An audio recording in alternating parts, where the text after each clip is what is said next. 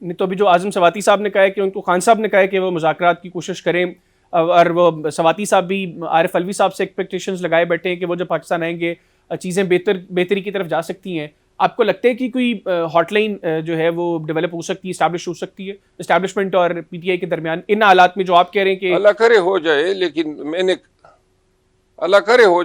میں نے عرض کیا نا، جب تک P T I bargaining position میں نہیں ہوگی کسی قسم کی ڈائیلاگ کا کوئی فائدہ نہیں ہے. اور وہ بارگیننگ پوزیشن کیسے ہو سکتی ہے؟ جب پی ٹی آئی جو ہے اس قابل ہو کہ احتجاج کر سکے. فی الوقت جو ہے احتجاج کے قابل نظر نہیں آ رہی ہے. اس کی کیا وجہ آپ کو دکھائی دے رہی ہے؟ کیوں پاکستان تحریک انصاف تو کہتی ہے کہ ہمارے پاس اسٹریٹ پار بڑی موجود ہے، ہم جب نکلتے ہیں لاکھوں کا قافلہ ہمارے ساتھ ہوتا ہے، اور کے پی کے اندر آپ کی گورنمنٹ ہے. آپ کو کیوں لگتا ہے کہ اس وقت تحریک انصاف احتجاج کی پوزیشن میں نہیں؟ اسٹریٹ پاور تو موجود ہے، اس میں کوئی شک نہیں ہے، کوئی دوسری رائے نہیں ہے، لیکن یہ اسٹریٹ پاور جو ہے اس کو کس طرح استعمال میں لایا جائے گا، کس طرح لوگوں کو جو ہے باہر نکالا جا سکتا ہے، کیا موٹیویشن دی جا سکتی ہے.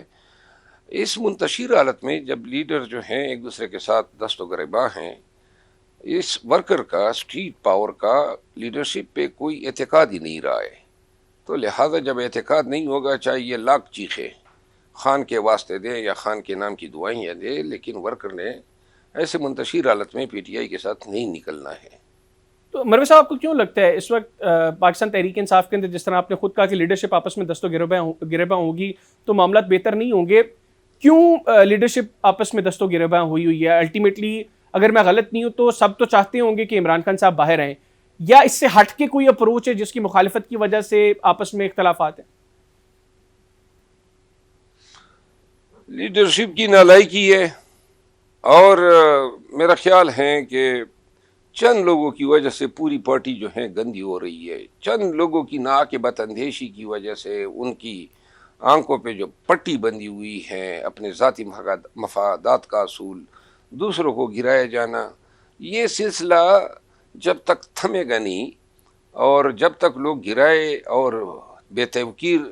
ہوتے رہیں گے، تو جو لوگ جن کے خلاف یہ کارروائیاں یک طرفہ طور پہ ہوتی ہے وہ بھی خاموش نہیں رہ سکتے ہیں، اور پارٹی میں یوں ایک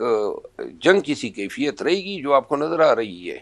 اور یہ اس کا واحد حل یہی ہے کہ ادراک کیا جائے، ایک سوچ،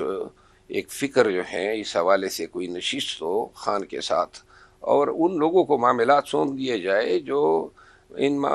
گمبھیر صورتحال میں پارٹی کو جو ہے اس انتشار سے، اس خلفشار سے نکال سکنے تو کی مروت صاحب صلاحیت رکھتے ہوں. آپ کے نزدیک وہ لوگ کون ہیں جو پارٹی کو نقصان پہنچا رہے ہیں، جن کی آنکھوں پہ آپ نے کہا پٹی بندھی ہوئی ہے، اور وہ لوگ کون ہیں جو جن کے آنے سے یا جن کو معاملات، جن کے سپرد کرنے سے معاملات تحریک انصاف کے بہتر ہو سکتے ہیں؟